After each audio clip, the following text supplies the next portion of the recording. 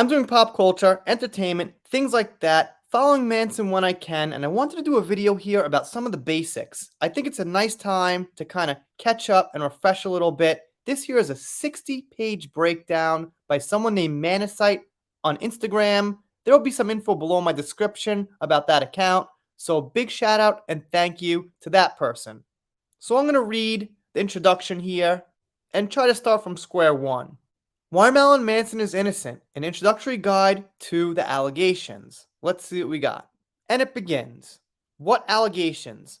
On the 1st of February 2021, Evan Rachel Wood made an Instagram post alleging that she had been horrifically abused by Brian Warner, also known to the world as Marilyn Manson. Following this, several others posted their own very similar claims of abuse against the rock star. Now let's note, Evan Rachel Wood seeded this, meaning she said she was abused for a few years before this, and that she didn't want to give the name away, and then she did give the name away. I call it seeding. You put something out there, so when you reveal something else in the future, it makes it seem like it's definitely true because you've said something before.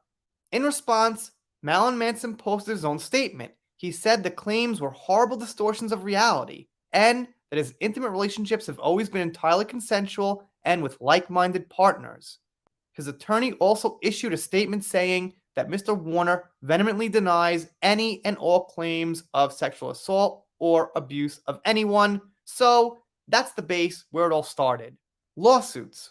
4 accusers filed lawsuits against Marilyn Manson. Ashley Walters' suit has already been dismissed due to a lack of evidence and the statute of limitations.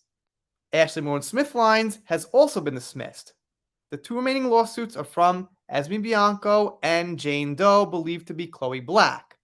These, along with Evan Rachel Wood's claims, are the most substantial allegations against Marilyn Manson.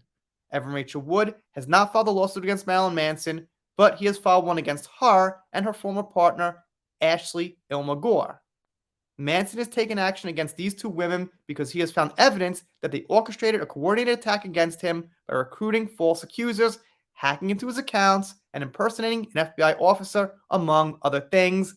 And wow, we got a felony in there. I don't think Amber Heard actually committed a felony, unless in Australia perjury is a felony. Well, maybe it is. But okay, a US felony in there. And hacking's pretty bad too.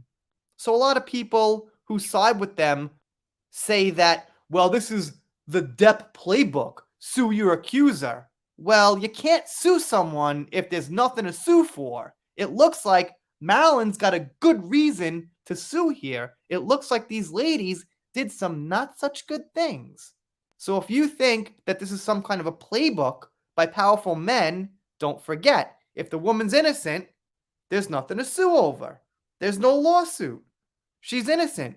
But in these specific cases, it doesn't seem so. And it continues. Who are these people? How do they know Marilyn Manson? Evan Rachel Wood is an actress who has been in the industry since childhood and is best known for her roles in Westworld and 13. She met Manson in 2006 at a party at Chateau Marmont, Hollywood, when she was 18 or 19 and he was 37. Marilyn was married to Dita Von Tess at the time and had approached Evan to ask her to star in a film that he was making named Phantasmagoria: The Visions of Lewis Carroll. The pair became good friends, but after Manson's separation from Dita in December 2006, when Evan was 19, their relationship became romantic. Manson and Wood were dating on and off until 2010. During this time, they worked on many creative projects together. In late 2009, early 2010, they became engaged, but then split for good in August 2010. Okay, so there's the little history of Manson and Wood if you didn't know those details. Ilma Gore. Ilma Gore identifies as an artist and activist. Ooh, artist and activist. She is most known for her controversial art projects. Ilma has never met Manson. She's known Wood since 2016 and has been in a romantic relationship with her since 2019, but they have now broken up. Okay, so that's pretty important. She's never even met Marilyn Manson. So all Ilma has to go by is third-party opinion and what she's been told. And this is interesting too. Ilma has a history of grifting and lying. It was stated in Manson's lawsuit that there has been evidence provided by Ilma's family showing that she has open credit card accounts in the names of her twin sister and deceased mother. That's not so good. Ilma has also said that her sister had died when this is not true. What a trustable person. I don't know too many people who say that their siblings died when that didn't happen. I also don't know anyone who would even think of opening a credit card account in the name of a deceased family member, let alone their mother. As far as fish markets go, she sounds pretty fishy.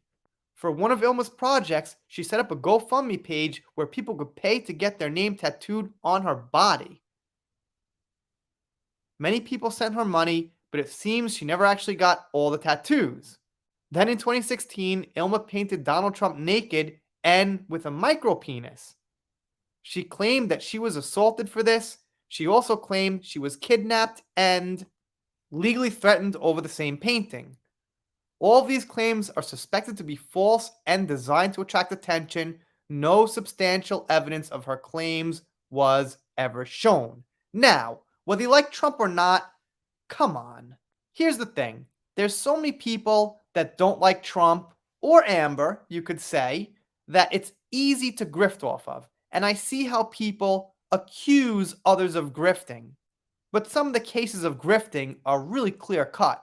Like, if she wrote a book about Trump, I'd be like, well, she wrote a book. It's her opinion. It's political. That's okay. But when you do some kind of shock art like that, seems like grifting to me. Obviously, people accuse YouTubers of grifting. Well, they're just making videos on the subject because it's hot. Well, the thing is, if those videos have sources, evidence, and they're not just jokes and memes, then that's fine. But this kind of content just seems like a quick money grab to me personally. And it continues and says, all of this shows what Ilma is willing to do to get money and attention. And I gotta agree. It doesn't seem like well thought out, legitimate art. It seems like quick money grabs. Tattoo on your body? Someone's random name? For money? Sounds strange to me. So that's Ilma Gore. That's one of the people who's really saying Manson did this. She's got a really, really fishy fish market history of her own. I would count her trustability as near zero. Evan Rachel Wood, gotta see the evidence.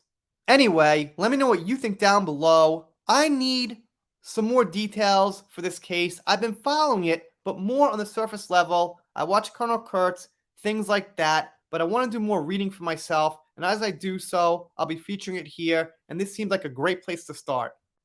If you're not subscribed here, consider it. Obviously, you'll get Manson content, still covering Death vs. Heard when things come up. And once in a while, things come up. Whatever else is in the news. Sometimes I'm funny. Sometimes I'm not. Depends on the subject matter. And if you're not subscribed here, I'll be sad, but I'll get over it. See you next time.